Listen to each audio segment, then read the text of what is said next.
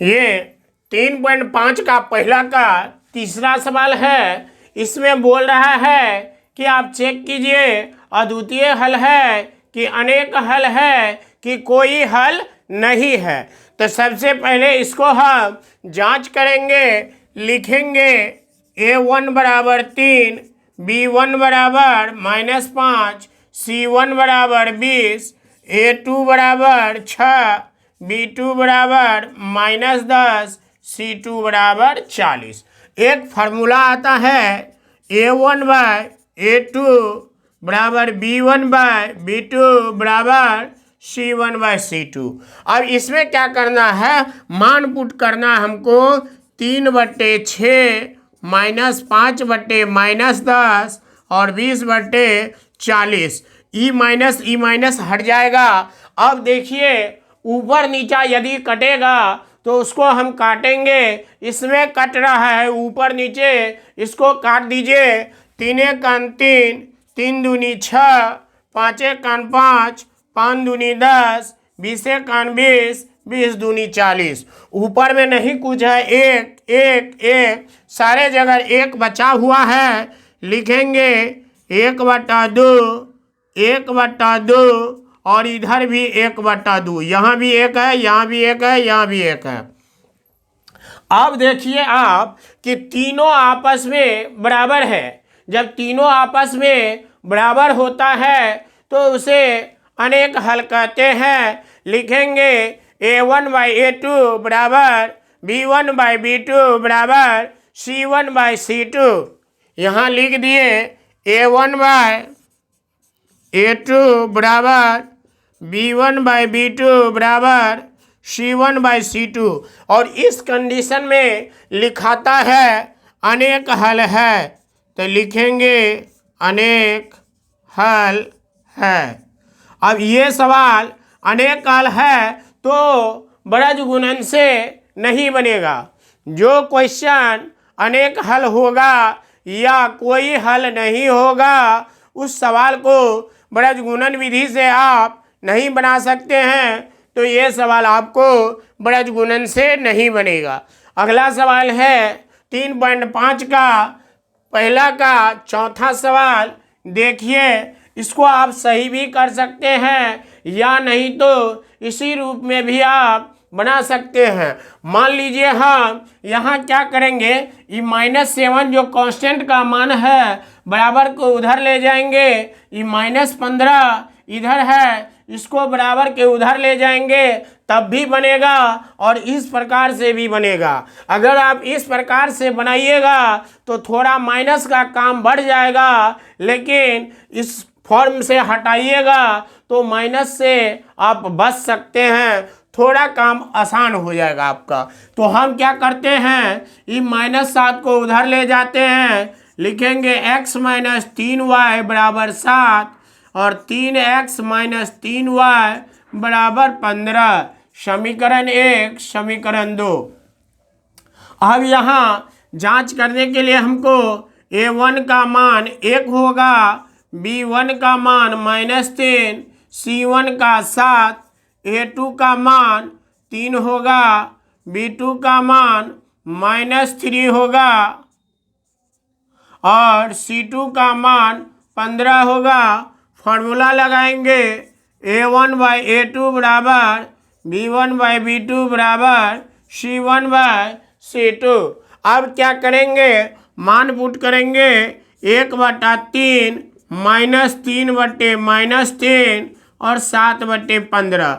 हम क्या करेंगे, ई माइनस हट जाएगा। 3 3 कट रहा है, 3 × 3, 3 × 3 यहाँ हो जाएगा 1/3, यहाँ 1/1, यहाँ 7/15। आपको यहाँ गौर से ध्यान देना है। यहाँ 1 है, यहाँ 1 है, यहाँ 3 है, यहाँ 1 है, तो ये पूरा मान इधर के पूरा मान से नहीं मिल रहा है, तो यहाँ लिखाएगा a1 by a2 not equal b1 by b2। अब जब a1 by a2 not equal b1 by b2 है तो ये अद्वितीय हल लिखाएगा। तो यहाँ लिखेंगे ये अद्वितीय हल है।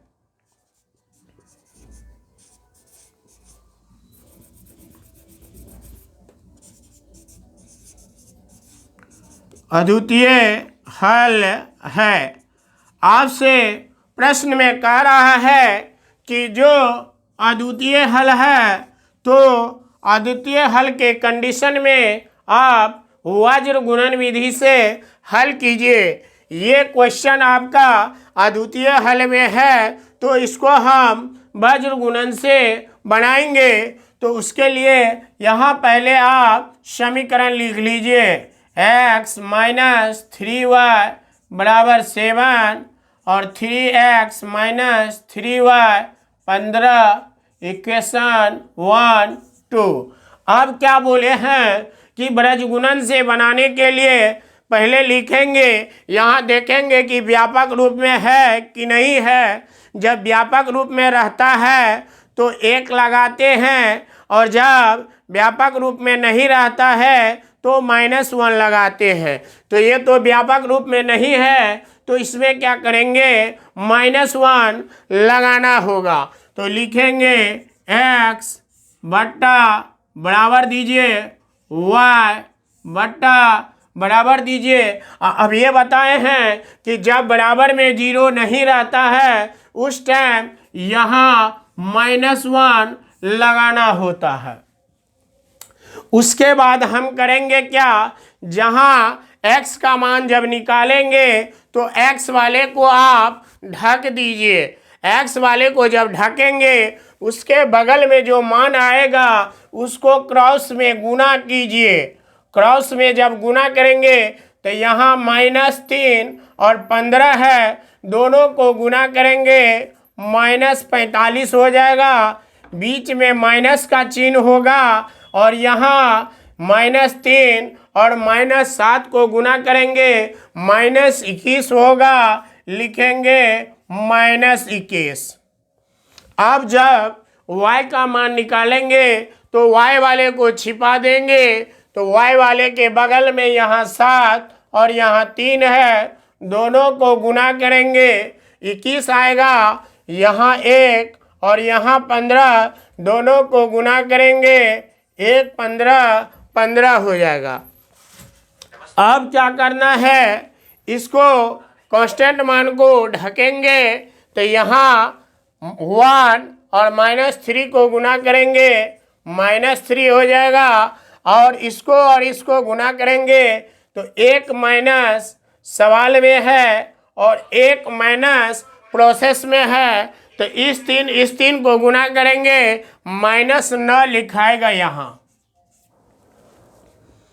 अब हमको यहाँ प्रोसेस करना है x बाय ई -45। जब ई माइनस को गुना करेंगे प्लस ई y, इसमें से इसको घटाएंगे 6 और -3 प्लस माइनस कीजिएगा, माइनस कीजिएगा तो प्लस यहाँ 9। आगे का लाइन लिखाएगा x 45 में से 21 घटाइएगा -24 आएगा y बटे 6 और यहाँ कीजिएगा माइनस प्लस माइनस 9 में से 3 जाएगा 6, लेकिन चिन्ह लिखाएगा प्लस का, चूंकि बड़ा 9 है और 9 का चिन्ह प्लस में है। अब क्या करना हमको, एक बार इसको और इसको बराबर करेंगे, दूसरे बार y बटे 6 को -1/6 को बराबर करेंगे। तो पहले हम इसको बराबर करते हैं, x बटे -24 बराबर -1 बटे 6। जब हम क्रॉस में इसको गुना करेंगे तो 6 और x को गुना करेंगे 6x, इस माइनस को गुना करेंगे प्लस 1 और 24 को गुना करेंगे 24 हो जाएगा। 6 से इसको काटेंगे तो 4 आ जाएगा। यहाँ गुना में है, थोड़ा एक लाइन बढ़ा देते हैं, 24 बटे 6, 6 चौके 24, x = 4 आ जाएगा। यहाँ अब क्या करेंगे, y वाले को बराबर करेंगे -1/6 से अब यहाँ 6 हट भी सकता है, लेकिन हम थोड़ा प्रोसेस बढ़ा देंगे सीखने के लिए। यहाँ y 6 से गुना होगा 6y, और इसको गुना कीजिएगा -6, y बराबर -6/6, इसको काटिएगा 1, y बराबर -1। अब यहाँ ब्रजगुणन विधि से आपको आंसर आ चुका है, x बराबर 4 और y बराबर -1।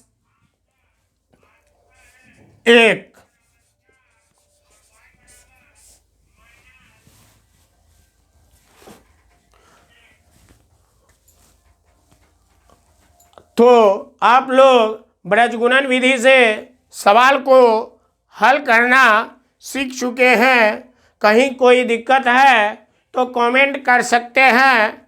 अगर सवाल समझ में आया है तो वीडियो को लाइक कीजिए, कमेंट कीजिए, शेयर कीजिए और सब्सक्राइब कीजिए। Thank you.